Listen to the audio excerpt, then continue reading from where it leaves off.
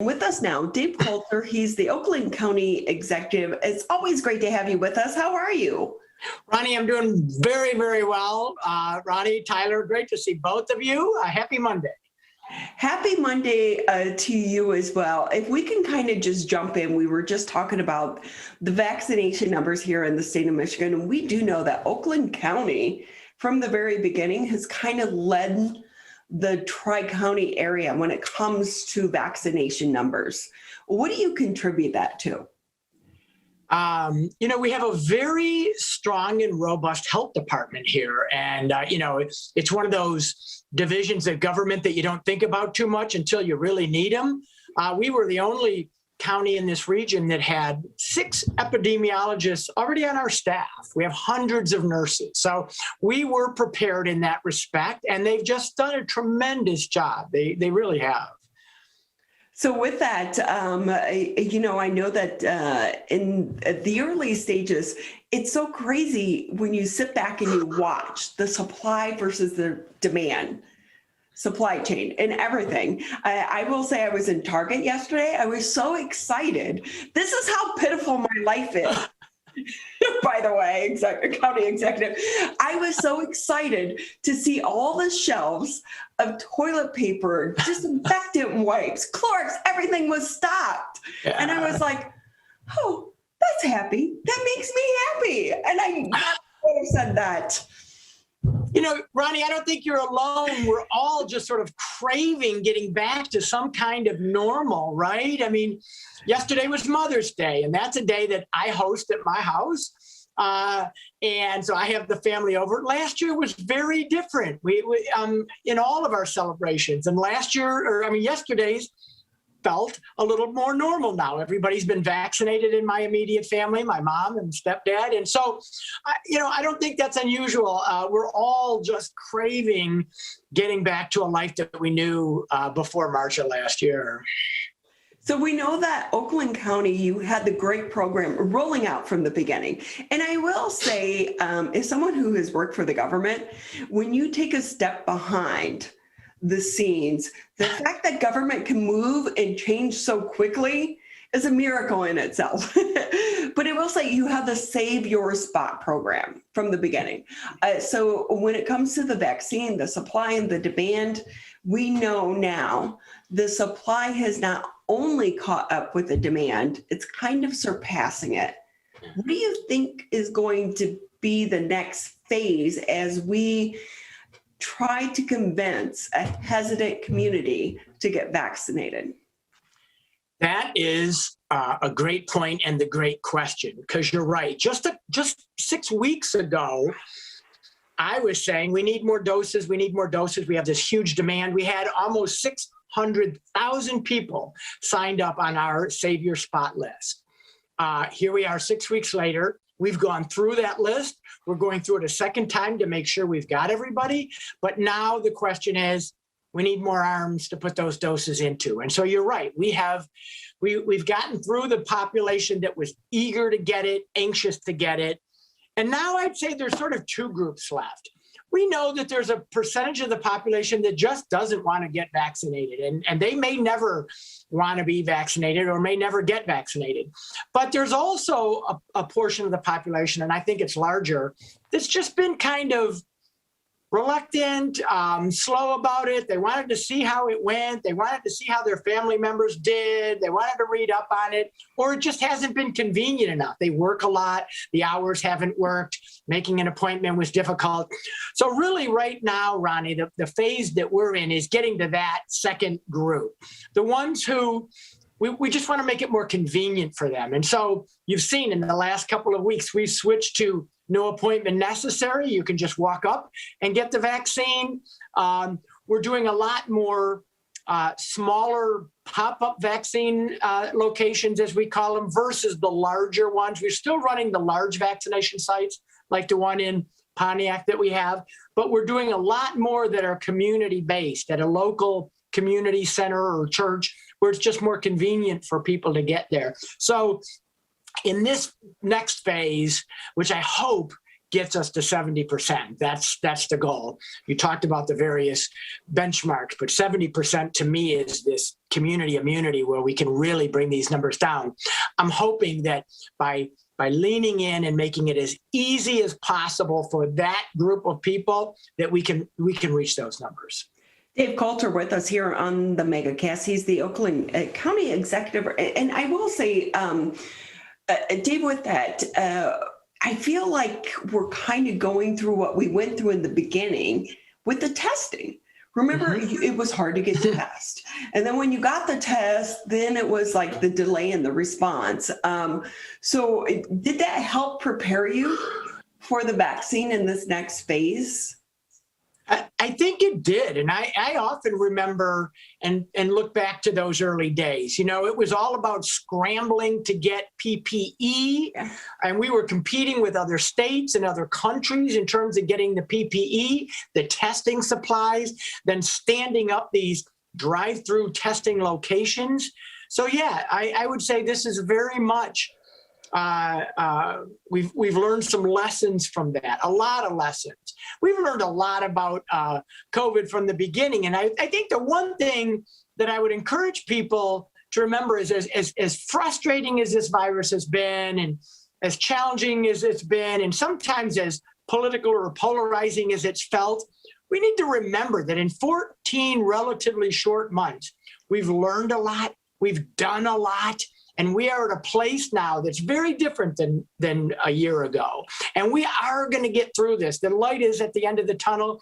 And I'm not sure we pat ourselves in the back enough. And I don't mean me or government. I'm just saying all of us. We're going to get through this sort of collective trauma together based on what we've learned, based on how resilient we really are. And yeah, we've learned a whole lot in the last 14 months. No question about it, Ronnie. So with that, what have been the lessons learned for you as the county executive? Wow, there's been a whole lot. And too many to count. I'll just give you a few. Number one, and we said this from the beginning, is trust the science. And we have done that. Trust your health department experts, but also know this was a new virus and they didn't know absolutely everything. So at the same time, and this has frustrated a lot of people, I think, at the same time, you have to trust the science. You have to understand that the science is going to change. We're going to learn new things. So, you know, at the very beginning, we weren't advising masks. At the very beginning, we were even saying, this makes me cringe now, if you don't have symptoms, then you're probably not contagious. We know now that that's absolutely not true. So just understand that because this was a novel new virus, we're going to learn some new things. And so, but continue, you know, we have to continue to look at the science and make our best judgments. But then the other thing that I've learned is we have to do this together. And I know it's been hard and I know our politics are polarizing, but this has been a united effort of not only government, but the medical community, the science and research community, our business community, our residents. And we have proven, in my view anyway, how resilient we really are. And even though we've had our, there have been disagreements and fights, I go back to when we all had a common enemy, which was the coronavirus. And I think we've all at least understood that. We really are a resilient people that can do big things. This has been the challenge of our generation, and I think largely we've met it, and I'm proud of that. Dave Coulter here with us on the MegaCast. He's the Oakland County Executive, and if I can ask you on top of that, it's really kind of crazy to think about. I will say, I went to Africa a few years ago. Uh-huh. I was required to get vaccines to be able to travel to Africa. I didn't think twice. Went in, it was a series over 2 weeks. Sore arms, side effects, this, that, and the other. But yet I will say, when it came to getting this vaccine, I was hesitant. I think I felt more bullied into getting it than, and when it comes to trusting the medical community, I think I can understand more now, people's understanding, because there's been so much, what you were just saying, like Oh, we told you not to wear a mask, not wear a mask, don't do this, no, now do this, no, it spreads this way, it doesn't spread this way. So you can understand why people are hesitant. So do you think, and then you add the Johnson & Johnson on top of that, because I was scheduled to get the vaccine for the Johnson & Johnson the day the alert came out. So then I got put on hold, and people don't understand, like, there are certain times if you have medical tests, I was getting a mammogram, so you had to have it with a certain time frame of getting certain testing, or you had to wait. So now you're like, oh, but should we trust the medical community that seems to be changing day by day? And do you think all of that has really added into the hesitancy that we're seeing right now? No question. There's no question that all of that has contributed to the hesitancy, which is why from the very beginning, we did treat this different than your trip to Africa or your kids starting in kindergarten or a nurse in a hospital, where you're mandated to get certain vaccines. But we knew that that hesitancy might be out there, that this was not only a new virus, but a new vaccine, and that there would be a certain amount of that. And so from the very beginning, we haven't mandated it so far. And I think that's been effective. And if we can get to the 70%, that'll be okay. But there's no question that the newness of this virus, the speed in which we got the vaccine, although that's misleading because they've actually been working on this type of a vaccine for many years. It's just this specific COVID-19 vaccine that they were able to accelerate. But when you look at the science and you talk to the public health experts and the medical community, it is a very safe, very effective vaccine, more so than our other vaccines. So compared to other vaccines, it's a highly effective and safe vaccine, but it's a new pandemic. It's a new COVID-19 is new. And so I think all of that, together with some of the political partisanship that we had last year, it was an election year on top of everything else. So everything got a little bit more polarized that way. So I understand that, and that's why we haven't done the mandates. But I just want people to know it is a safe and highly effective vaccine. Oh, right. And we know that it really gets into kind of a sticky situation for so many of these businesses. And do you have to have a vaccine passport? And because it is a trial phase. This has not been officially approved by the FDA, which we know will change that status and allow mandation of the vaccine. But I have to ask you, because you just mentioned politics, but I do want to jump into the task force as to how this money from the federal government is going to be dispersed. But before we get that, I have to just ask you, bombshell, when it comes to politics, Chief Craig anticipated he's going to be announcing that he's retiring to run on the Republican ticket. Your thoughts? Were you surprised? I was surprised. I was surprised. And I've known Chief Craig for a while, and I've admired him in terms of what he's done in law enforcement. And I didn't know he harbored those sort of political ambitions. I guess we'll hear later today if that's the case or not. That's the rumor right now. But, Chief Craig has been a great police chief. It's very different to be the governor or a politician. You get a lot more pushback. You gotta take stands on a lot of different issues. And so, when I think anticipated that he would run for mayor, I will say. So I felt like he had political aspirations, and he is deputy mayor of Detroit. People forget that. Yep.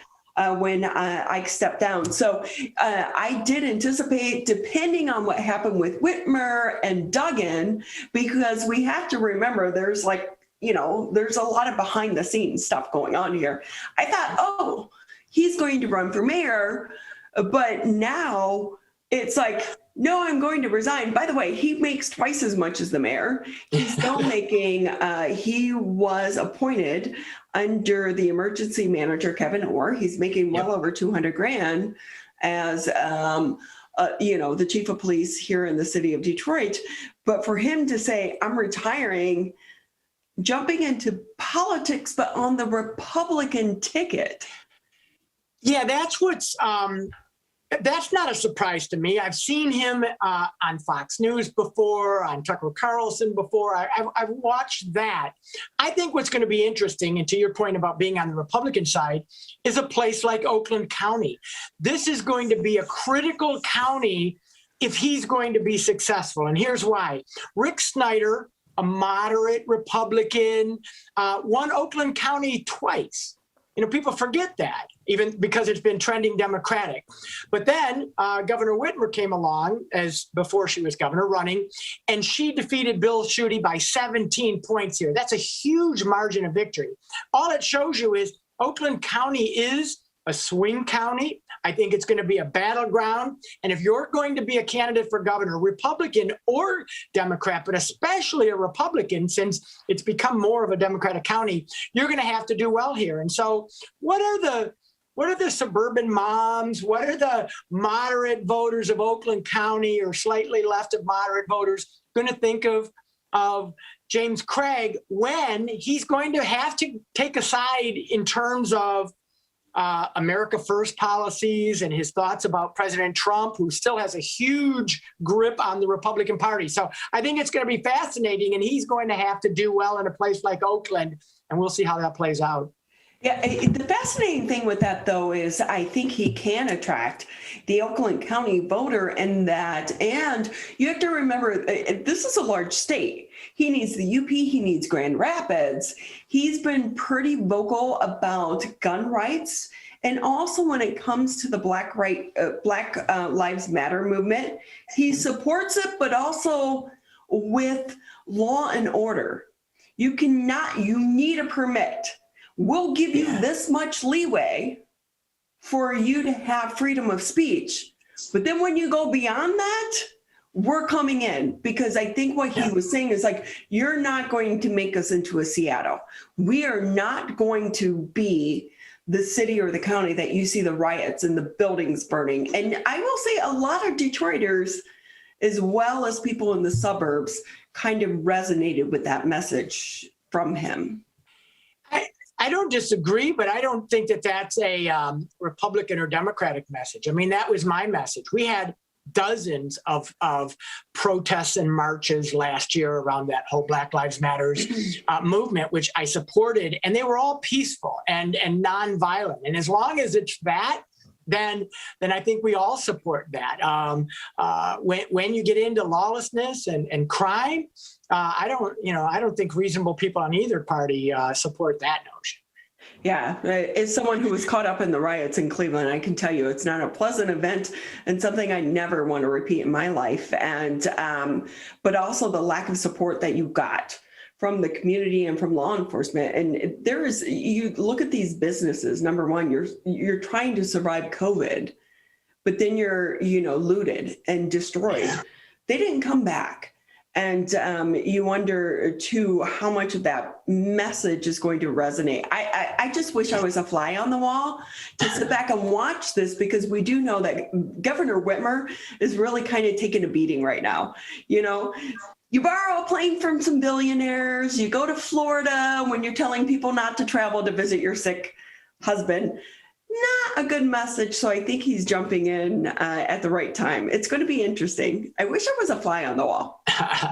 Well, I will say this, they were getting up to the deadline. They were getting desperate for a candidate because you count out Gretchen Whitmer at your own peril. She's a very effective leader and politician, and she'll be a very formidable candidate next year. And they were getting to the point where they had to have someone. But to your point, James Craig was an interesting choice, and if that's indeed what happens, and should prove to be a very interesting election. And by the way, there's there's a primary to go. That's the other interesting thing about James Craig is that's why I bring up the Trump factor.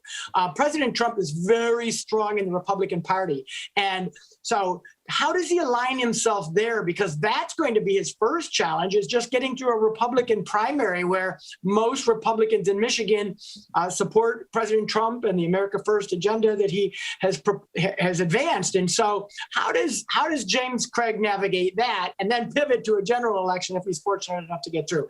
That's why I like politics. It's a fascinating sport on top of the business that we all do.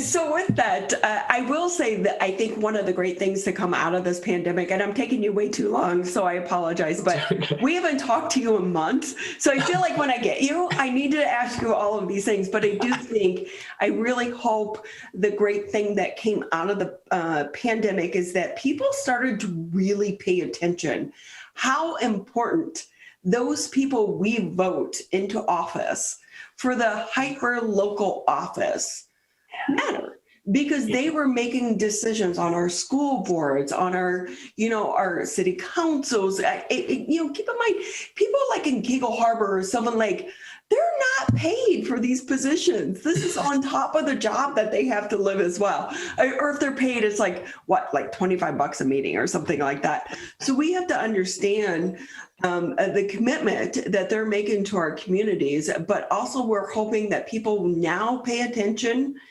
to our very, very local elections and the impact that it can have on us, our day-to-day lives, our school boards, your kids going to school, not going to school. But with that too, we can I want to ask you about, I think one of the great things you did with the American Rescue Plan, because we're getting this money, millions of dollars that's coming to the county. What's different this time around is we're not in that panic mode. We're in a sit back, let's breathe mode. You started a task force to try to figure out the best way to allocate the $244 million coming to Oakland County. Your thoughts on that? Yeah, I appreciate you mentioning that. We are getting quite a bit of money, $244 million in federal funds. Last year, you mentioned, what we did last year. We got $219 million last year, but the cities and the school districts didn't get any funds. So we gave a decent portion of what we got at the county directly to our local cities and villages and townships and our school districts to help them, because as you said, it was a crisis. It was an emergency situation where we were just trying to keep businesses open, keep schools open, try to keep, get PPE and all of those emergency things. And we had less than a year to spend it. So we had to do it quickly. So I stood up an advisory group last year of business owners, nonprofit leaders, education people to say, what's your greatest needs? Where can we be the most help? And it was a really helpful exercise. So this year's a little different. This money does not need to go to cities and schools because they're going to get their own money. So it's actually an increase for Oakland County.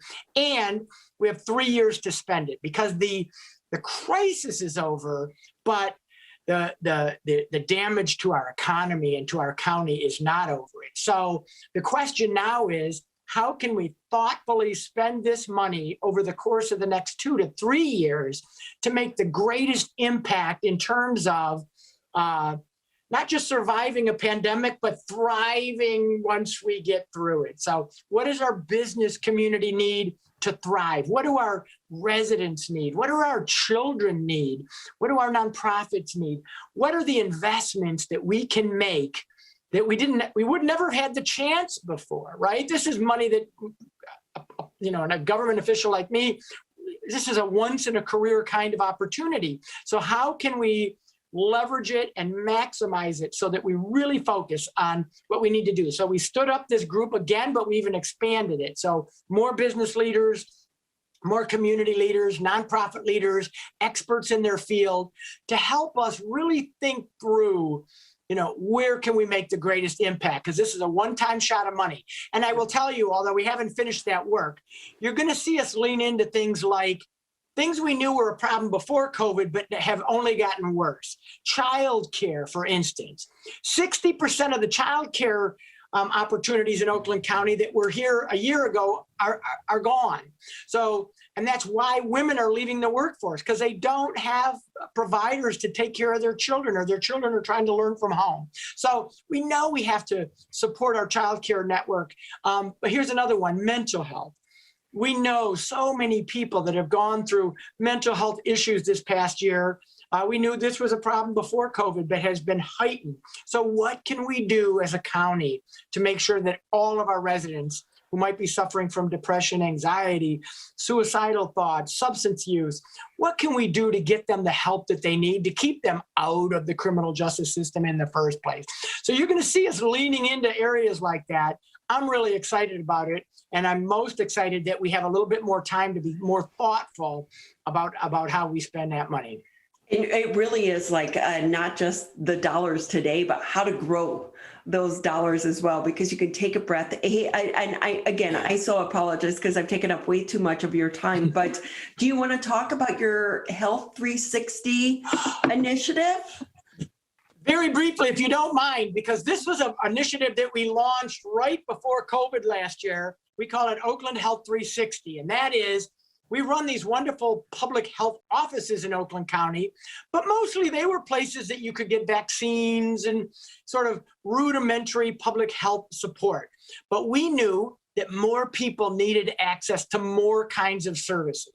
So we said, we have a health office in Southfield and we have a health office in Pontiac. What can we do to expand the services that we offer? So we set out to increase them to include not only, sort of your standard public health services, but also mental and behavioral health, primary health care, dental care for young children, and just as importantly, sort of resources for parents, social service resources, how to keep your lights on, how to get your kids enrolled in Head Start, all of these other wraparound services that we're going to bring to our clinics. And so today, later this afternoon, in Pontiac, we're going to break ground on the first of the two clinics that now have these additional wraparound services. So that's why we call it 360. So you get a wraparound, global perspective of services from behavioral health to physical health to public health, and you can get them all by going to the county's public health clinic in either Southfield or Pontiac. I'm very excited about that. Now, all of our residents, whether you're underinsured, uninsured, or you are insured, but you just want better access to these services, you can now get them through Oakland County. And that's so great to know, because we do know, especially during the pandemic, so many families are suffering. Maybe they had insurance, lost their jobs, had to take another job that doesn't offer it. So there's a gap there. Yeah. But also, I really think, and I hope the silver lining out of the pandemic is really addressing mental health in our communities. Yeah. I couldn't agree more. Yeah, it was a huge issue before the pandemic. We knew that only 20% of people in Michigan with mental health issues actually got services, and that's only been exacerbated by the pandemic. So we have to do a better job as a society of treating mental and behavioral health the same way we do physical health, because it's that important.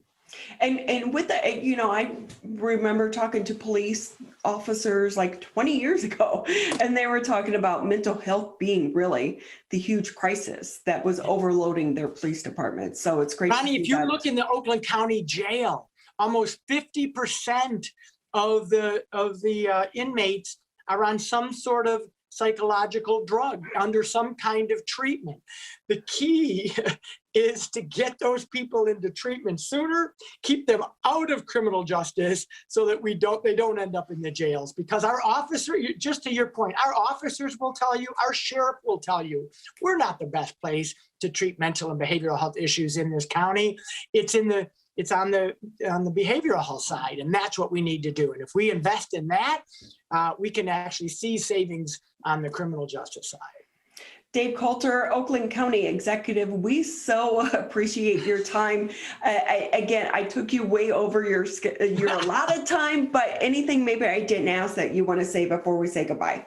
No, I just appreciate you so much. Invite me anytime. We don't have to wait too long, but you guys just provide an awesome service in your viewership, keeping people informed, and I'm just thankful that you invited me. Well, it's always great having you and having your perspective. Thank you again for your time.